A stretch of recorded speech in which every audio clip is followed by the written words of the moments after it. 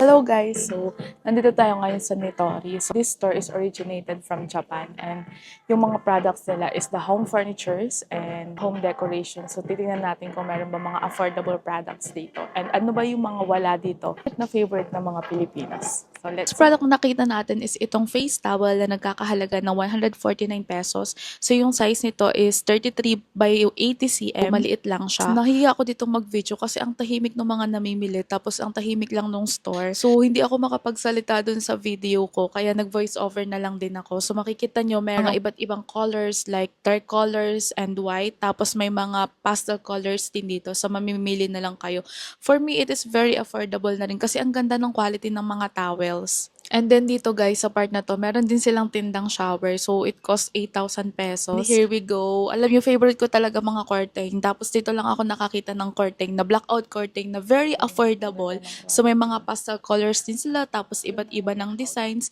Diba pag magpapakustomize tayo sa stores, medyo pricey talaga. Itong hawak ko is 4 pieces na pero around 1,600 lang. And meron din ditong mga condiment dispensers which is favorite na mga tita. And itong nakita ko is 99 pesos. Ito yung toothbrush holder. So, ang kit niya lang, ceramic siya. And dito sa part na to, may mga tassels din for curtain na very affordable lang din. Pero ang na-observe ko lang din guys, may mga products na affordable pero yung iba medyo pricey. And this pillow, ang ganda nung texture as in velvet siya na parang ganda lang i-touch, sobrang soft. And ito yung mga favorite ko din, yung mga pillows na super daming design.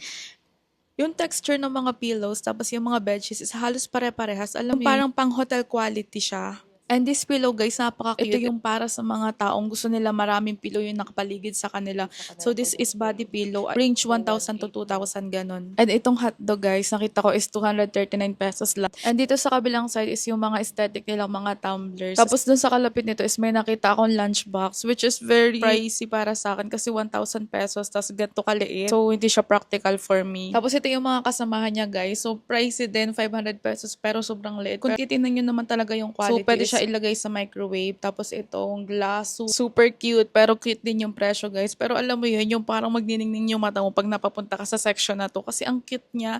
Tapos very lightweight lang siya. Hindi mo siya halata na parang mabigat na glass. So para siyang plastic. Pero glass talaga siya. Alam niyo yun? Basta guys, glass to na magaan lang ganun. So dito sa area na to, nandito yung mga collection ng mugs. Parang ceramic to. And alam niyo guys, hindi ko alam kung bakit nauuso din sa generation namin yung nagko-collect ng mga ceramic mugs. Yung may mga pastel colors, tapos may mga cartoons ata yun.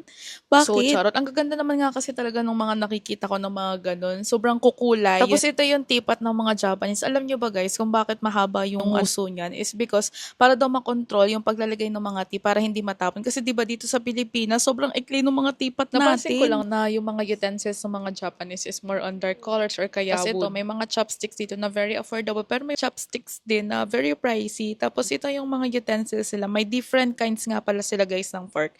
So itong nakuha ko is yung cake fork. Actually, sinearch ko to para sa kaalaman ng lahat. Kaya daw ganyan, hindi yan dahil sa hindi nakapasa sa standard ng factory. So fork na to is ginagamit dun sa cake. Instead daw kasi na gumamit ng knife. Itong fork na lang alone yung ginagamit nila para mag-slice ng cake. Tapos tong utensils na to, parang 150 pesos lang, 5 pieces ng spoon, tapos 5 pieces na rin ng fork. And guys, dito naman tayo sa kabilang area kung saan nandito yung mga wooden plates, yung mga ceramic plates, and yung mga plain na plates lang. So, actually, yung mga kinds of bowls and plates sa mga ganito, nakikita ko lang siya sa Japan Surplus. Pero ganito rin kasi yung price. Tapos di ko akalain na makakabili pala ako dito ng brand new na ganito rin yung price. Tapos ang cute nitong bowl na to, sa mga nagko-collect ng mga bowls and plates. So, perfect for you na mag-visit dito sa Nitori, Japan. Pero guys, ang napansin ko lang dito sa Nitori, Japan na branch ng Mall of Asia, medyo maunti yung products nila ng mga home organizers, mga sofa bed, compare sa Glorietta, Makati. Tapos akala ko mga home furnitures and home utensils lang yung mga nandito. Pero meron ding mga